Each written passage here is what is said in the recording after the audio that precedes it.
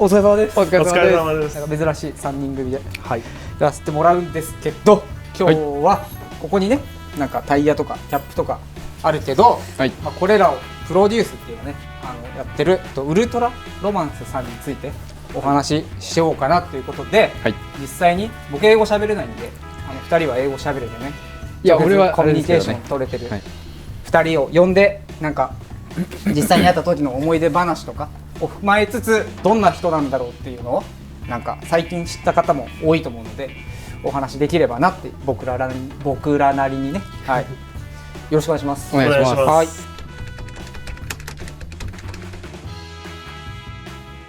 い。よく僕もお客さんとかに説明するときにしちゃうんだけど、あの人ってあれですよね、いるよねちゃんと合ってるよね。いるんですよ。確認してる？いますいます。でも初めて会った時に、うん、なんかいろんな感情が浮かんだんですけど、うん、あ本当にいるんだって俺は思う。確かにね、確かにね、何だろうね、空想上とかさ、歴史上っていうとまた違うけど、架空の動物的な、本当にいたんだっていうのがね、日本来た時思ったよね。思った。どんな人ですかって言われたら、なんか感覚としては多分ユニコーンとかに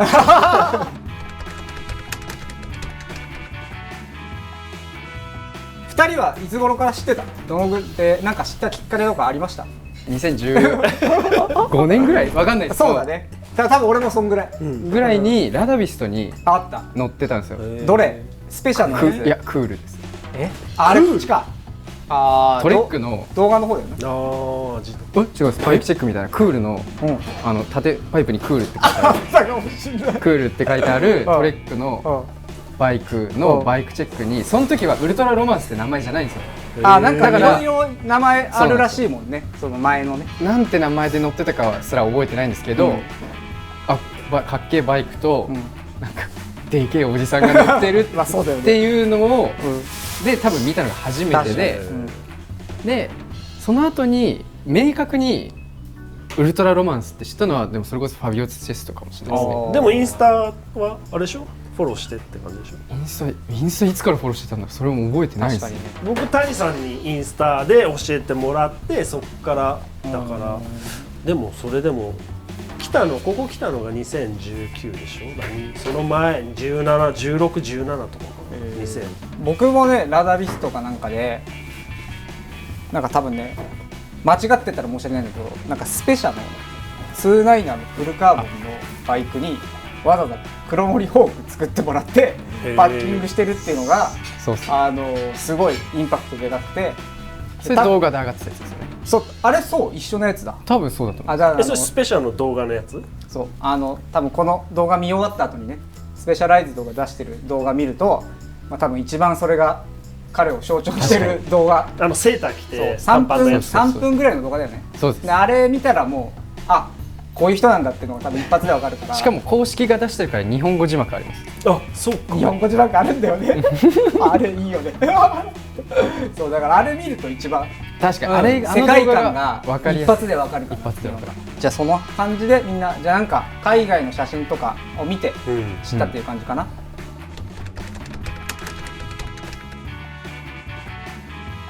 最初はなんかウルトラロマンスだっていう認識はなかったですよね。確かにそうだね。なんか言い方すごく悪い言い方するよ。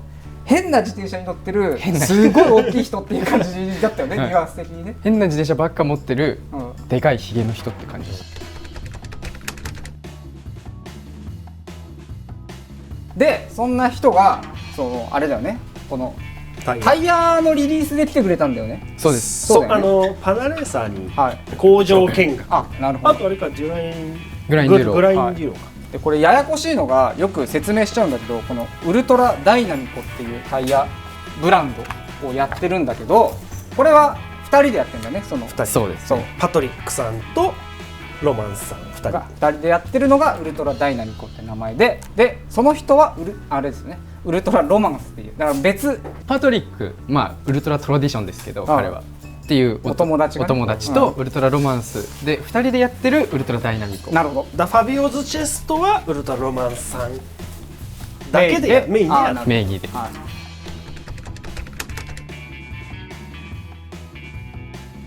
どんぐらい前あれって？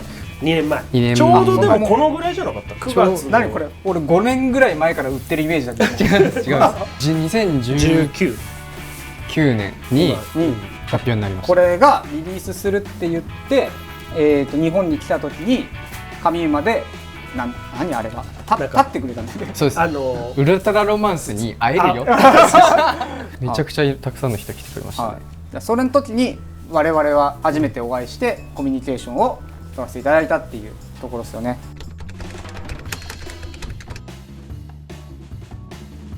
あれはグラインデューロはさイベントの前上馬イベントの前イベントの前上馬のイベントの前だからその話ってなったらちょっとぜひ聞きたいのがグラインデューロ参加しますよってなったじゃんこの2人がウルトラダイナミックをやって2人が参加することになってウエンツ止めたんでしょ。止めました。止めた2人は会場で宿泊施設を取ってなかったの。取ってないんですよ。でどうするつもり？彼ら多分何で言ってたんでしたっけ？自分各自のインスタで出るって言ってたんでしたっけ？来るらしいよっていう。そう何で来るっていうのを知ったかを覚えてないんですけど、マジで勝手に来ただけなんですよ多分。主催者がゲストで呼んだとかでもなくどうだったかな、ごめんなさい、これは要確認これは要確認けどなんか俺もねそんなニュアンスだった気づいたらいたみたいな。そうなんですよ。スタートリストにはもちろん載ってなくて、そうなんだ全券ついてないからああそういうことか。体感ですよ。勝手に来て勝手に走っただけなんですよ。こんにちはって感じだそれが許されるんですよ。まあそうだよね。宿なかったの。そうなんですよ。だからマジでノリで来たの。宿取ってるって言われて、取ってるけどプラス2人分いけるかなってで確認して枠を増やしてもらって、宿取ってないフジロックみたいな。彼らの部屋があったの。彼らの部屋っていうかコテージ借りてたんで、まあ部屋は部屋というかスペースはいっぱいあって、なんか面白いことあったあるでしょ絶対あるでしょそんなこと。面白いこと、止めた時点でかなりそうなんですよ。まあどうだろう、ビーガンなんですよねウルトラロマンスとパトリックは2人ともビーガンなんで、でぶっちゃけ天気もグラインデューロすごい悪くて、そうだったね。でご飯も取ってたコテージもすごい山の中だったんで、ご飯も自分たちの分しか買ってきてなかったんですよ。で当日止められるって言われたから買い出しも行けなくて、食べられるものがナッツしかなかったんですよマジごめんと思って、ミックスナッツとあとご飯炊いてあげて、ミックスナッツとご飯しかなんかそんな感じだった。そんな感じ、すぐに食べさせてあげられるものがそれしかなくて、それでも嫌な顔せず優しかった。優しい。すごい美味しいって言って美味しい。僕は英語喋れないからあれだけど、なんかジャグさんなんかはその海外からお客さん来ると大体ジャグさんがアテンドするんですけど、なんかアテンドした時の思い出あります？メールから紳士だね。メールのやり取り今もずっとしてるんだけど、そうメールでもなんか魅力的な感じで言ってくるし、であと今いるとこなんかこっちはこんな感じでっていうのをちょっとビジネスライクじゃなくて、その友達みたいな感じで接してくれるのはすごく嬉しいじゃないけど。そうなんだ。じゃあ意外とああいう見た目それは破天荒っぽいけどすごく紳士で優しい。なるほどね。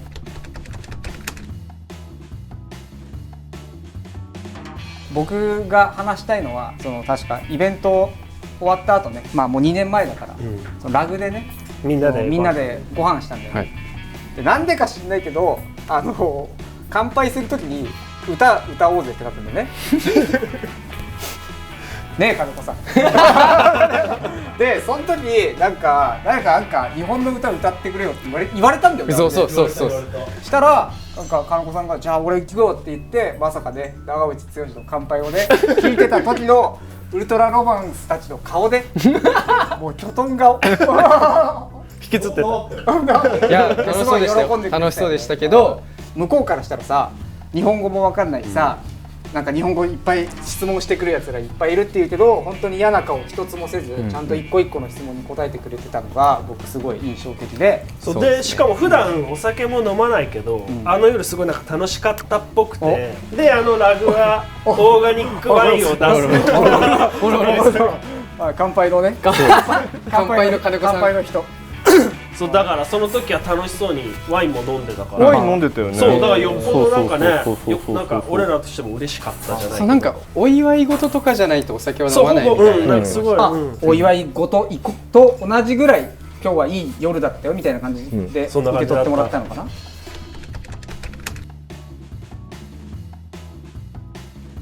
金子さんなんか思い出ありますか？声がさ、はい、てか話す言葉が結構ゆっくりなイメージがあったな。確かに引き込まれるような話し方というかだし、なんかさもう見た目あれじゃん、メタラーみたいな話確かに実際あれですよね、メタルバンド大好きね。あ、よかった、メタルバンド大好きなんだ。昔やってたって言ってました。言ってたバンドマンだったらしい。そうか、そうなんだけどそんな感じしないんだよね。ソフトそうだ、そのギャップがや優っぱいいしいんんだだよね。そうそれがすごい素敵だったな。あとほらさっききょとんとしてなかったよ。結構普通に笑ってた。違う、冗談じゃないですか。すれないでください。すれてないよ。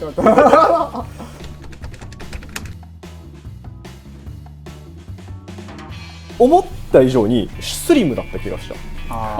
なんか絞れてます。そうさ、さっきウエンツ言ってたさトレックのバイク、あのバイクの時あのトレック確かさ、もともと漢字台座なんだけどね、もうディスクブレーキの台座つけてやりがちですね。そうってやつだったので、あれの自転車の写真の時に何枚かこうスクロールしていくと、河原でシャンパンこうやってやってるやつあったの覚えてない？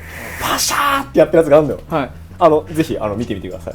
そうラービスに乗ってるはずで、その時はもう上半身裸からさ、もうムキムキでさこんなんだってさ、フィンガーレスのグローブしてさこうやってなんかシャンパン持ってて、わこの人マジでやばそうみたいな感じだったんだけど、いざ来てみたら結構シュッてやって、確かにみたいなだったから、多分あれですよね、みんなが思ってるより大きいですよね。そう、みんなが思ってるより大きい。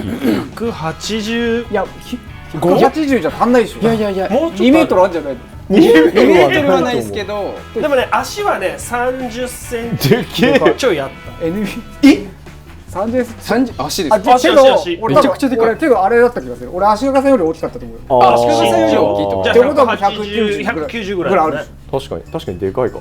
でかかったかもしれない。そうなんか靴を忘れて帰る時。靴を忘れてビンディングシューズをね。で自分でコッペパンって言ってたからね。バケットみたいな。おしゃれっすよね。そう例えがおしゃれなんですよね。いいです。例えがさ、すごいおしゃれだよね。このタイヤのモデルもさ、これ全部ワインのあれでしょ。そうだね。これがさ、カバとかさ、そうカバ、マーズもそうなの？もうなんかあるらしい、そういう種類のワイン。確か僕調べましたね、ブログ書いた時。あ、すごい。なんかそういうのがね。勉強か。はい。ありがとうございます。あと多分パートナーのパトリックの奥さんがダイナミコのパートナー。そうウルトラダイナミコのこれややこしいな。ウルトラロマンスさんのパートナーのパトリックの奥さんがね、ポートランドでねインテリアショップやってて、なんかちょっとこうパトリックさんもそういうセンスも長けて、デザインセンスじゃないけど、なるほどね。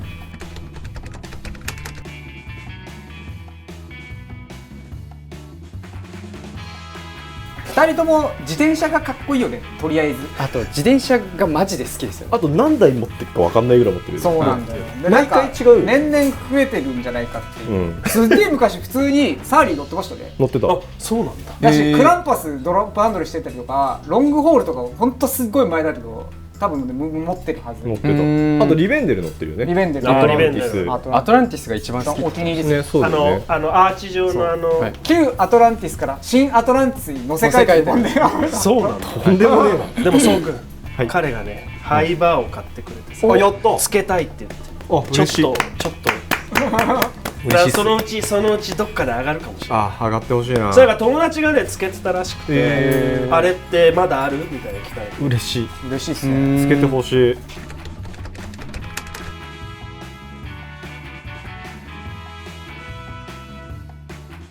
でも掘ってほしい、なんか。確かに。そうで掘ると確か微妙とかでもあるんだよね。いいこと言うな、金子さんは。そうで、俺一番最初にウルトラロマンス見たの、森の中をスポルティーフかな、もう普通のロードバイクなんだよね。でこういう触覚出てるようなさ、もう古いフォルティーフで走るんだよ、でマジで速いの、うわーみたいな感じで走ってて、で止まるんだけど、止まったらなんか木になってるイチゴとかこうやって取って食べるっていうそれまだあるっていう動画っていう動画が多分あると思う。ビメオでウルトラロマンスっていうのが出てビメオか YouTube だってもどっちかだと思うけど、ビメオって懐かしいですね。そうで俺それ見てこの人の何ってなってそうでうちの店でさ、マウンテンドロップめちゃくちゃ流行った時なかったなんか一時やってましたね。RM3 とかがそうですね超流行った時、あれよ、日東のステムを作ってこういうこうやってそうあれを作った時にそのハンドル流行って、でその時にウルトラロマンスっていうのも同時期になんかいて、でそれでなんかかっこいいよね、ああいうウルトラロマンスのスタイルいいよねみたいな感じでやってた気がするんだよ。そうだってそれこそドロップハンドルのお尻にオーリーつけるの最初に見たのそうだ、ロマンスだわ。そう多分それあれだね、スペシャルのやつだったと思う。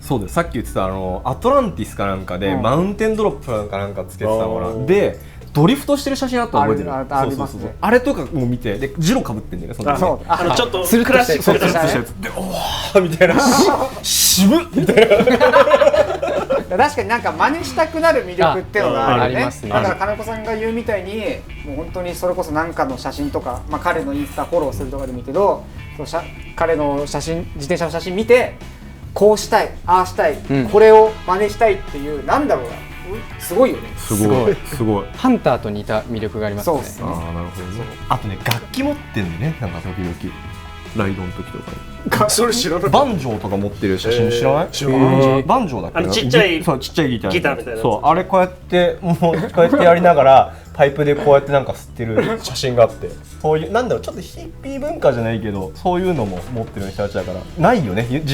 現実世界でさ、あんまりやっぱそういう文化をリアルにできないじゃない。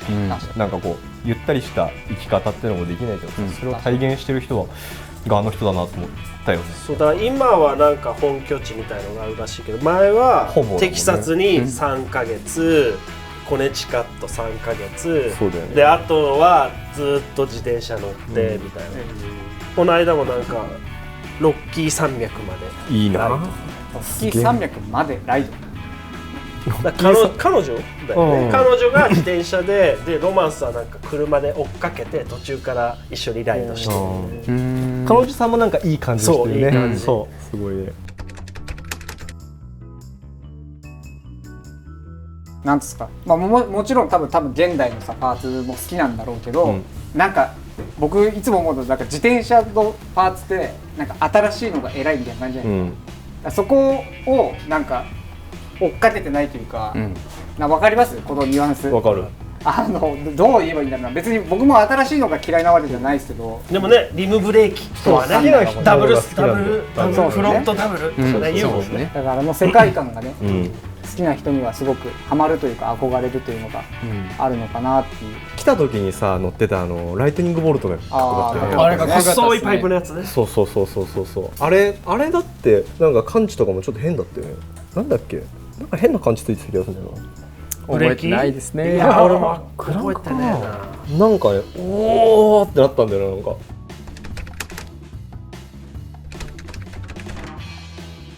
今のパーツで自転車組まなくてもいいよねっていう風なお手本にもなるよね。そううまいですよね。またそれをちゃんとかっこよく組むのがうまい。そうもともとレーサーですし、そう。あ、そうなの？ロードレーサー。でやっぱそのスポーツっていうよりもね、やっぱよりカルチャーにっていう方に傾倒してる。である意味なんか俺らも共感できてる部分がそうだね。強いのかなっていうのはある。お手本にしたい。そう。